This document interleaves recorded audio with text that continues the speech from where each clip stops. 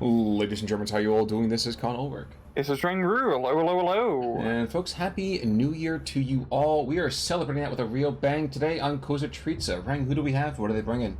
On left hand side in the blue, we have Mimile playing 17th SS with a Juggernaut income. Right hand side in red, we have Yuyu playing Army Krajowa with a V for victory income.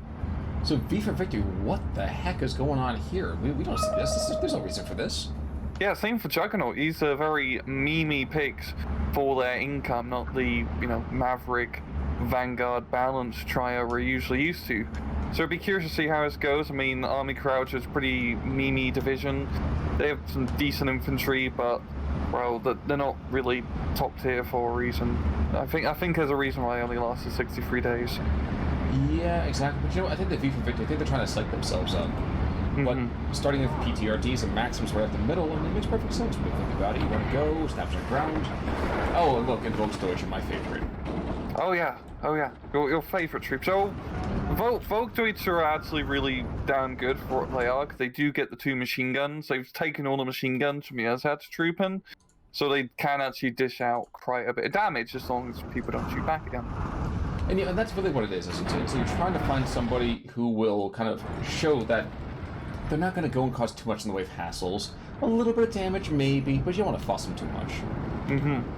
But yeah, it's a pretty steady opener from both sides, like you said, with Yuyu setting up decently with all the machine gun teams in the town.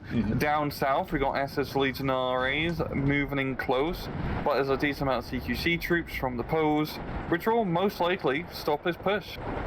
They'll stop it, yes, but they're going to take some really crazy losses about that in the meantime, though, too.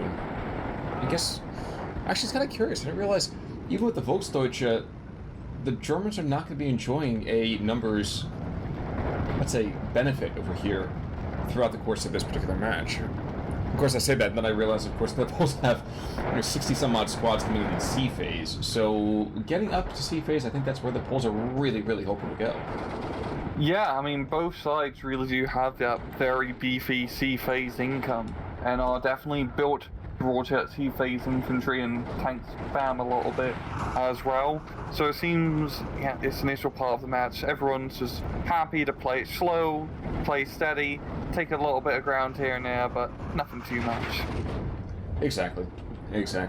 Now, I guess kind of the curious idea is that since V for Victory and Juggernaut, we don't really seem to kind of have these very often. So, of course, as anybody can kind of see, the whole idea of V for Victory kind of pushing early, trying to get those kind of early gains, but at the same time, are they really sacrificing that much over here in Phase B? I would say no.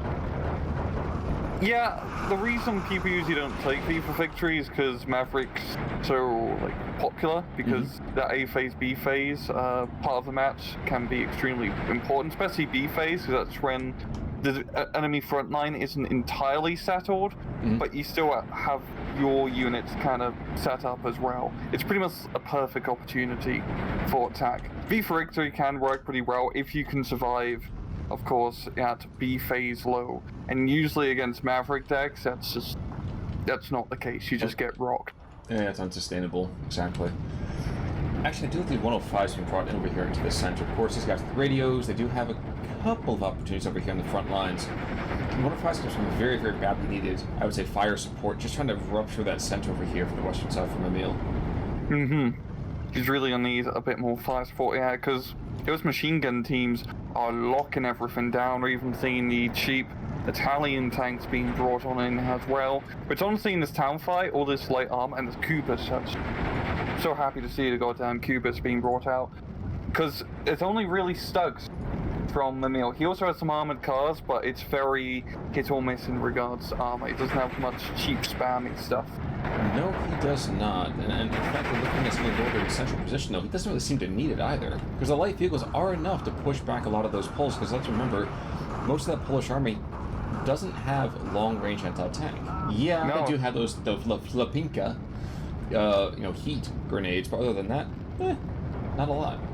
Yeah, and the anti-tank weapons they are being given are airdropped Piat, which a bit more of a hindrance, I think, and a gift. I would certainly agree with you on that one. Checking back into the southern side, yes, Legionaries, actually, as you called it, they have been pushed back. In fact, they've been completely wiped out. All we have is one other squad up here in the front, and a PG standing behind it. We get a couple Ochos and Okra Kavi. Bless you. Exactly. You know, that's the thing about getting into New Year's, new allergies, and unfortunately, I think one of the things I'm allergic to is speaking Polish properly.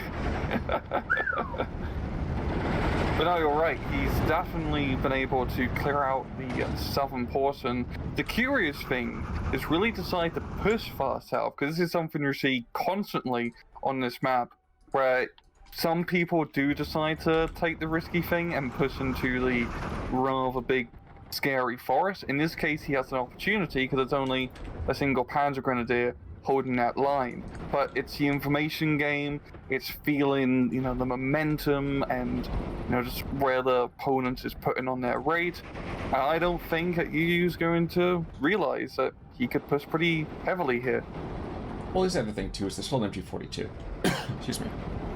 MG42 locks down that southern approach, and the PGs, yeah, they're there to lay down a basis fire in the first place, but you also have the MG42 that prevents anything really from a light vehicle perspective driving across that open field in the southern central position.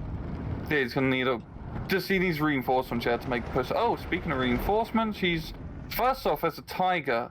Secondly, at 233, I think he should be kinged. Yeah, I'm like upgrade it to a Tiger. You're right. Unfortunately, actually, on the other side, though, 17th PG doesn't get any Tigers, which I think is quite unfair, but, you know, understandable. It just lives the Stug life. Oh, absolutely, living that Stug life.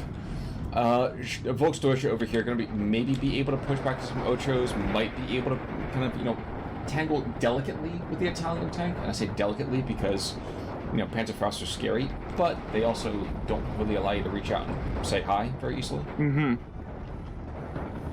Yeah, slowly but surely, Yuyu is able to grind down the center position. There was the Stugs now being brought online in operation. Never mind, one just got blapped, yeah. It is starting to give them a decent base of fire to start halting this Polish infantry blob. That might be the question, is which one's going to run out first, Polish bodies or, you know, Axis ammo? And I'm not entirely sure which way that's going to go. Yeah, there's a lot of Polish troops you can keep on throwing in. I think it's going to come down to the Stugs in the end of the day. Yeah, also, Yuyu does have artillery advantage, having two 105s in the backline there with radio support, which is quite nice. At the same time, Mimile can also bring in some neighbor Air for 42s, which can prove deadly on a map like this for a very urban town. But not until B and C, respectively. In fact, he doesn't have any RD power until B, so he's another 2 minutes before it even becomes a whisper of an opportunity. And looking beyond that northern side, Volksdeutsche over here, that I continue to beat on the Ochos. You know, there's some PRTs and something else with a lot of S's and a lot of Z's, I'm not prepared to say. Kind of behind the front lines, but these are not units to take and hold. These are units that might get lucky, I feel like. Yeah, it's very hit or miss going up north right now, especially if those Ochonichis running afoul on that armored car. But it seems it's going to be a bit messy here. But once again, with the northern side of this map, it's always a weird area to push because there's not a whole lot of flags to take advantage of. Really, Mimile's best, you know, point of action is just to set up like a good defensive line along the edge of the forest so he can just shoot anything coming up into the road so he can secure the village. True. That's very, very true. Now, when you said about the armored car kind of kicking on those poles, I did take a look back to the eastern side to see what was going on with our friend back there. He is gone, but the signs of his passing remain. Taking out 4 separate vehicles in the meantime. So, you know, I think it's actually several infantry with a command car in there as well. So, really not too shabby at all. Yeah, we went from PTRS rear line cheese to 233. I'm looking forward to the Panther rear line cheese later this year. Yeah, that's certainly a potential. I was just thinking about the idea of PTRS being like PTSD more than anything else. And every single time I look at an Eastern Division, I start to twitch a little bit. I think my wife started to ask me what's wrong. 14.5 mil, it gets me every time. Exactly. The tank line working at the the ring around the turret. Like there's something stuck in my neck. There's a crick in my neck. I swear. It's jammed. That's what happens when you get casted material here. Mm-hmm. Down to the southern side. Yep, one squad of PGs, and actually, I'm not sure if that MG42 was one that fell back. I think he fell back. Yeah, into the more defensible forest position. Yeah. Once again, there is an opportunity here for Yuyu to make a push if he wants to invest a bit more, but he doesn't have any recon, he doesn't have any eyes on, so he does not know what the hell is in that forest. Which is very, very unfortunate for him. Because right now he's going to go into that lull. So he's up. Don't get me wrong, he's up very much. The question is, can he hold on to it? Because from now, really until the end, it's going to get worse and worse and worse. Yeah, this B phase, honestly, for both divisions will be quite slow. Mimile only a 25-point advantage, which isn't all that crazy. So I do think Yuyu's in a very good position just to hold a line. I think for Mimile, his best bet is to get some of those armor anti-tank guns to the northern forest to set up that good defensive line to deny reinforcements on that northern road. Entirely fair. There is a Pack 50 mil engaging one of the strokes in the meantime, and we actually do have our first, and only for this phase, Nebuchadnezzar out in the field. Getting out early. So here's the question then. Nebuchadnezzar itself, you drop this down, I know where I would put it. Where are you putting that first barrage? Like the machine gun 37 mil position. I'm trying to like not butcher the names, but where the Shichori Mini is. That's a good position, but that's of course I have gold vision, so I'm always picking the juiciest spots. And see, for me, like I'm trying to theorize that I'm not with God vision quite so much. I'm looking for the artillery. I'm looking back. Oh, you're going for the 105s, get some counter battery. And that's what he's looking for. That's what he's looking for. He actually even dropped short. He's actually had a really, really great kill in the meantime. So 75 mil gonna get dropped right there too. Ooh, that's well within the scatter. Yeah. It's well within the scatter. 300 mil in the meantime. So 15, 20 seconds to go. I think we see at least a suppression. I would say potentially a very, very interesting death. Not a vital one, but an interesting one. Yeah. It's a pretty tight spread, so hopefully he does get a kill. It's only 6 HP on that gun. It's a pretty tight spread, but the distance is actually pretty obscene. Oh, there we go. Yep. That's a nice thing about rocket artillery. You don't have to hit often, you only have to hit once. Exactly. And that's kind of the beautiful thing about this too, isn't it? Is that it's one of those moments of you don't have to be great all the time, you just have to be great occasionally. Yeah, that's a famous Taito saying. I only have to be lucky once. No, I know that's the Margaret Thatcher IRA thing. Never mind, I'm getting my assassinations mixed up. I was going to say, do we really want to bring the Iron Lady into one of these things? Somewhere there's an Argentinian watcher going, I will still never forgive them for the Falklands. Now, down south, the moment I think has actually passed, you can no longer really aggressively push that western side, and I think that's a missed opportunity for Yuyu. I think he's putting some material in there now, but he's going to push out that M14, that's going to get rocked, it's going to put him right back into kind of like nervous mode. So I think the southern side's done. Yeah, 100%. Those two Panzer Grenadiers and the MG42 off in the distance can provide a very good base of fire, and then the armoured vehicles which try to rush up will just Panzer Shrek. And it'll just take too much time, because it's not so much having a very strong defensive line down south for Mimile, it's just having a defensive line which can hold long enough for the reinforcements to come, because it is a very short reinforcement zone. True. Now, here's the other thought that I was having. So it's kind of interesting to me to be thinking about the fact that there still are Ju-88s from Mimile that we haven't seen at all. And yes, they would require a hefty amount of investment. But, and hear me out, I'm wondering if he still throws one of those either northern side looking for that forest, or heck, even in the western side of that kind of central front line. Oh yeah. Definitely in like the open area is a good idea. Exactly. So, I mean, like, there's a lot of ground fire, potentially. but the longer he allows the materials to work over his front lines, the harder it's going to be for him. He's not going to sneak his stuff in. Yes, sir. No, he's just getting, like, slowly grinded down because of his superior fire support, which Yuyu has. He's got the Shrot, the Het up and running, the 105s, the aircraft, the anti-tank guns. He's managed to build a pretty good baseline. Or if you look at Mimile, it's just some Panzer Grenadiers here now. The Stugs have gotten blapped, the Naval is alone, the IG-33s are spread out. It's not looking great for him. Exactly. Well, there's an IG-33 being brought to the front lines. I don't know if I really like that very much, but I respect the decision. I just don't think it's a great idea. Like, he needs anti-tank. He needs more Stugs. He needs Pak-40s or Pak-38s, because he needs to start knocking out that Polish armor, because then once it's coming down to the infantry, not a whole lot of anti-tank. Oh, there's even the Tiger. I forgot the Polish Tiger. So, yeah, Yuyu's in a fantastic position in this town. And also, having the 1311, he does not need to be the aggressor in this case. No, not even remotely. Now, down at the southern side, we are going to see what's going to amount to a push probably in the next 30 or 40 seconds, as 4 reinforcement groups are being brought on forwards. And Naval Warfare is actually trying to find the other artillery piece. Where's that artillery piece starting to engage? Interesting. Okay. So, the artillery piece likely going to die here, don't get me wrong, but... Luck twice? No, I thought we hit the luck twice in that, but it doesn't look like it. No, he got blapped. Oh, there we go. So in the meantime, though, it doesn't change a whole lot on the front lines. So...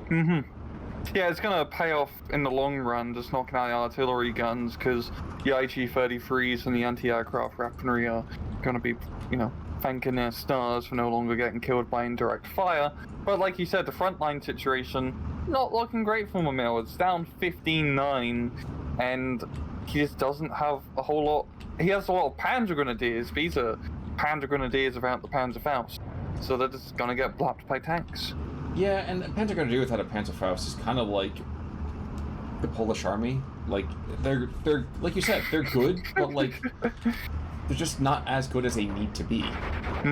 You need those Panzerfaust to deal with the Panzer armor, which is panzering down the road. Exactly. Now, we do have a Flak 41 over here, an 88mm is engaging the Tiger. And doing it to decent effect, forcing him back, much as the price hasn't gone down just yet.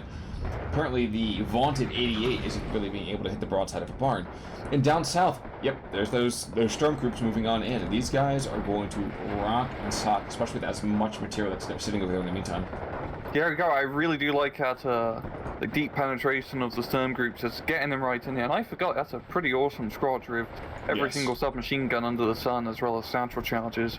So they're going to get in close, they're going to do damage. But as you see, Mimile is immediately bringing out the reinforcements. This is going to be a very critical time for Yuyu, because he needs to essentially set up along like the inner or outer perimeter of the forest and get a good baseline there. If he just gets choke pointed where the Panzer Grenadier is, it's going to be over for that push. I don't think that Panzer Grenadier is going to be able to hold as long as he needs to. No. Those two guys. Yeah, that's an Alamo moment right there. Nebelwerfer is desperately trying to consistently fire. He's looking to hit the Tiger. He does take out an anti-tank position, but not quite enough. Actually, 33 is trying to support fire over here too? No. Oh, and the IG-33 getting, like, blapped from the IL-2 recon plane. I forgot how much damage that thing can do on the ground runs, yeah, and without much anti-air to stop him. Exactly. Yeah, it's not looking great. I mean, oh god, it's a 19-5 now. It's collapsing quickly, Khan.